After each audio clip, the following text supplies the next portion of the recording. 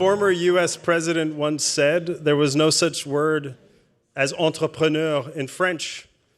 And what this panel will prove is that not only were those unfortunate words from our former president not true, but we have good examples of what entrepreneurship and innovation can actually look like in the French ecosystem. So our panelists were already introduced by my colleague Coralie, but I would love to just to set the stage for the hardened group of people who are still with us here today, hanging on for a happy hour, maybe to do an introduction of yourself and your activities and your organizations. And then we'll dive in a little bit because I really want to unpack the question of why choose France, what is France doing, what's going on in the French ecosystem. So we'll start with you at the very far end. Okay, we don't start with the lady. No. Okay. We're going. No, because the lady's going to bring us home because she was a former regulator as well. So there's a lot of interesting questions to ask. She has a malice. Okay. So Frédéric Montagnon, I'm an entrepreneur. I'm an engineer turned into an entrepreneur, by the way, for 25 years. And over the past 12 years, I had a very important focus on decentralized technology, first as an investor and as an entrepreneur as well. So today I have two activities. The first is I'm a business angel, and I invested into 150 companies. At least a third of those companies are in the crypto field, Web3. And my main work is to be chairman of Arianee, and we leverage Web3 technologies in order to create direct link between brands and consumer. So we don't use the crypto asset and the blockchain for financial applications, but more for giving the power for brands to regain control over their data, and for users to regain control over their data in the sense of their relationship. Thank you, Frédéric. Stéphanie. So, if I might say, I'm an entrepreneur in administration. Yes, it exists. So I'm a senior financial auditor at the French Court of Auditors, and I have worked in the Banque de France, in the French Markets Authority, and this is where actually I discovered crypto. This is not usual, because I contributed to draft the regulatory framework for crypto assets in France, and then I had an entrepreneurial experience because I was general manager of Binance France, the regulated entity in France. And I am still deeply involved in the support of the development of the French ecosystem about blockchain and crypto assets. Thank you, Stéphanie. Ivan? Thanks for the invitation, and thanks to all of you for not going at the aperitif, a very French thing. So I'm working at Bpifrance, which is the French sovereign wealth fund, and we have a crypto exposure, and we are very proud of this. And the idea is to foster the French innovative ecosystem in this field. All right, wonderful. So thank you. This could not be a better panelist or a better group of panelists than this one to really dive into the details of what is actually happening in France. Our last panel described maybe the broader context of Europe, the development of MiCA, but perhaps a little known fact is that much of MiCA actually borrows from a law here in France known as le loi Pacte, or at least that's what I was told when our company and when I and my CEO, Jeremy Allaire, we were being promoted to by the French government. And so does France have a potential strategic advantage vis-a-vis the onset of MiCA compared to other countries in Europe? And what other advantages might accrue to the French ecosystem in this sector? Maybe we'll start with you, Stéphanie. Yeah, sure. So how the story began in France, and it's not normal actually to have now such a strong ecosystem. How it happened, because in 2017 a lot of young people wanted to create their business in crypto, and they were coming to see the French regulators, French authorities, to ask which regulatory framework, which regulation they should apply. At that time, there was no regulation in France and no regulation in most parts of the world. So, voilà, they were left without any guidance. After a few months, the French Markets Authority decided to open a public consultation to ask those players, to see if they wanted to have a proper regulation. And the majority of the people answering asked for a proper regulation. Why? To distinguish themselves from scams. At that time, it was the time of ICOs, etc. So this is how the story began. Fortunately, the Minister of the Economy took this idea and put it in its pact law. And this is how it was drafted. At that time, our strength was to be one of the first countries in the world to have clarity on the way we were treating crypto assets and crypto asset provider. And this created attractiveness because most players in the world, so not only the French, but all the big platforms, wanted to be able to invest in the long run, and they needed clarity, which was not the case in some part of the world and still sometimes is not. And that's how all the major platforms came to France. And now we have more than 100 virtual asset service providers registered in France. And when you see the top 10 of CoinMarketCap, you have almost all of them settled in France, regulated in France. So it is the story of a success so far. That's amazing. If only there were a French regulated euro-denominated payment stablecoin issuer, but that's a different discussion. So Frédéric, if I could come to you, because you're on the entrepreneurial side of the conversation. Tell us a little bit about both the challenges and the opportunities of being what President Bush said did not exist in Europe, being an entrepreneur. And particularly in this novel technology space where there's so much uncertainty in crypto and digital assets. So actually the question is perhaps who comes first, the chicken or the egg? So is it the regulatory framework that leads to an innovating ecosystem, or is it the innovative ecosystem that drive the dark forces to regulate? I think that it always comes with an entrepreneurial and an ecosystem first. Otherwise, there is no way to have a competitive advantage around the world. And we are talking about a global economy, a global technology. When it comes to France, I think that the first mover was probably Ledger. And the reason why Ledger was born in France is probably because before Ledger, pre-existing to the crypto era, we used to have people working in cryptography for the chip card. You know, what you have on a payment system that was invented. I will not, I'm not an historian, but I'm not sure it's in Germany or in France. Of course, I'm French. I will say it was invented in France. But the most thriving ecosystem around the chip card was definitely in France. And by the way, in the south of France. And because we had this know-how, this knowledge, this experience into that field that is very connected to cryptography and the idea of preserving a secret from a digital point of view into a physical element, so the secure element, that led this ecosystem of people to say, okay, we can do that also to secure a private key in the context of cryptography and crypto space. So that is probably the reason why we had ahead of the rest of the markets some forces, some entrepreneurs that took the opportunity to create this. And then, you know, an ecosystem comes at the beginning is very tiny companies building tiny things, but ahead of the market. And then the regulation can be a booster, can be a way to grow the ecosystem, or it can just stop everything and stop the game.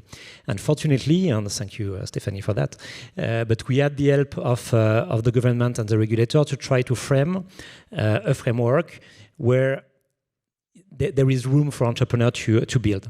And by the way, I used to be at that time in New York, so I had the privilege to work for 8 or 10 years in the United States. And I saw the regulation coming in both sides. In the United States, especially in New York, DFS New York, all that regulator were really focused on the financial application of crypto, and only that. While in France, in Europe, we saw some applications that were not financial, and probably that helped to design an ecosystem and a regulation that is supportive to entrepreneurs. And Ivan, thank you. I would love to hear your perspective, because you're one of those rare, not only institutional players, but leaders who can say, we're allocating public funds to this novel digital asset technology and asset class where most other institutions around the world are just getting used to the idea. But it sounds like you were here earlier. How did that happen, and what type of internal decision-making did you have to go through? Yes, so the French taxpayer might make some money with us. We have 126 million official exposure to the blockchain crypto sector, mostly with grants, loans, direct investments, investments in tokens, investments in crypto VCs. And we're very proud of that. We began in 2014 with grants to Ledger. I read the notes of the meeting. It wasn't very clear for everybody, but we did it. And we will continue to deploy and to sustain this great ecosystem. We think we have a good way. There was a choice about regulating and having a kind of a complete framework. We still have some loopholes, but everybody is working on it. Like, is DeFi part of MiCA? All these debates, but I think it's very sane. And we have a word to say to entrepreneurs from all over the world. It's not only about French people, to say you can build a crypto company here. And we're very happy about that. That's amazing. So I wouldn't do my job if I didn't also strike a little bit of a debate. On the other side of the Atlantic in the United States, we have imperfect crypto rules, but there's an industry. And now 5 years later, we're still lobbying Congress and the Senate to pass rules for something as simple as stablecoins. Whereas on this side of the Atlantic, you now have a body of law coming into force that will give more than 700 million people in Europe a common set of legal expectations and protections for the sector. But how deep is the industry is the question. And one interesting feature here, of course, is that crypto needs banks more than banks need crypto. But yet I've experienced, and I would love the panel's perspective, a slow-moving set of responses from the larger banks, tell me if this is true or false in France, to want to bank the sector. Is this a big decision? Is it anti-competitive? How do we get the banks to come along for the journey? Maybe Stéphanie, since you were a regulator and a former central banker. Yeah, it's a difficult question because the public authorities have done a lot to enhance the involvement of banks in this ecosystem. There has been rules, when you don't have a bank account, when you're a company in France and you don't have a bank account in France, you have the possibility to make an appeal to the Banque de France, etc. However, the banks were really reluctant to connect with the crypto world, basically, mostly for reputational reasons and for AML, risk of AML sanctions reasons. Now that we have a comprehensive regulatory framework, that we have registered more than 100 players, and that the level 2 regulation will enter into force with MiCA, so with additional protection on the virtual asset service providers, so the CASPs, and also with a regulation for stablecoin issuers, I think the reluctance will narrow more and more. The second element is that there will be more and more a pressure from outside, because Europe doesn't live in an island. There is pressure both from America and from Asia, where businesses are integrated more and more blockchain. So it's the case with yourself in the stablecoin industry. It's the case with Coinbase, with big financial institutions entering in the crypto space. So there were asset managers with the ETFs on Bitcoins. There are ETFs on Ether that are coming. There are projects on tokenization of bonds, of securities, with a build fund from BlackRock. So once international big financial institutions will connect to the crypto world, of course, the French banks, the French institutions will need to move along with this movement. And this is also why I want to speak about our project that will take place next Wednesday. So the French Financial Center has organized a conference on Wednesday on blockchain and finance.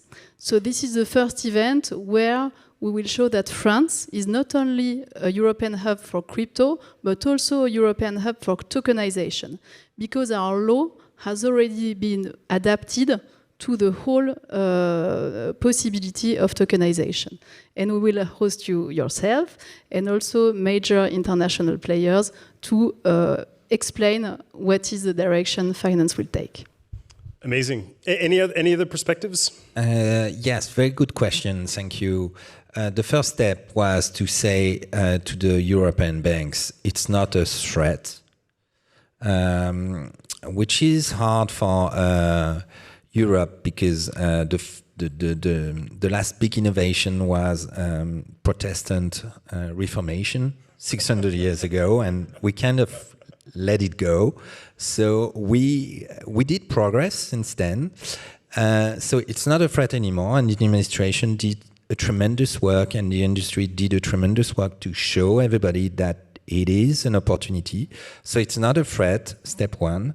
Step two is to show banks that it is the most exciting and innovative asset class for the next 20 years at least, and that they should seize this opportunity. And I would say that the work is in progress, thanks to you also. All right.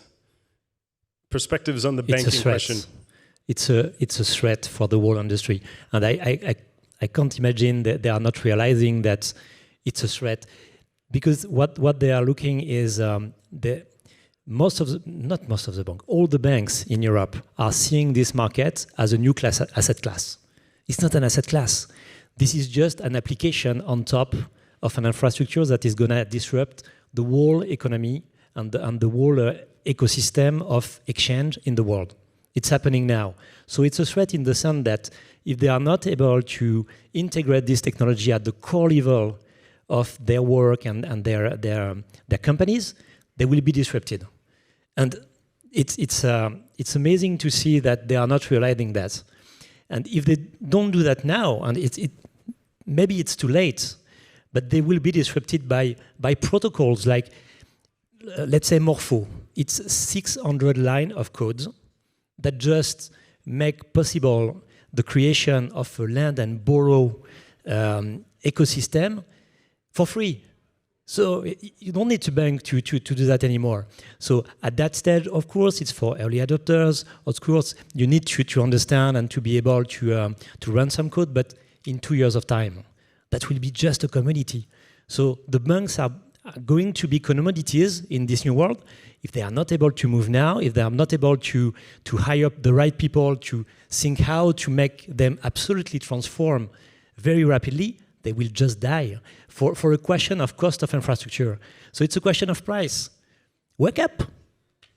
I love it. Well, I mean, revolution is in the blood of the country as well, so it only seems fitting that we would have a crypto anarchist on the stage who's warning the banks, adapt or die. He does create debate. I feel like we need to have a happy hour for you outside of a bank or a vault like this one. Let me go out. I'm in the camp of it's more evolution than revolution personally, but we'll get there. So a question from the perspective of an international investor. Now you're each putting on your French hats, and you're going to compel the international investor or operator in the room choose France. I could give you my own experience in 30 seconds. From the government of Macron on down, to the French embassy, to the French financial attachés and delegations to the United States, to the Uber car that picked us up and took us to each of the meetings that we had, everybody said the same thing.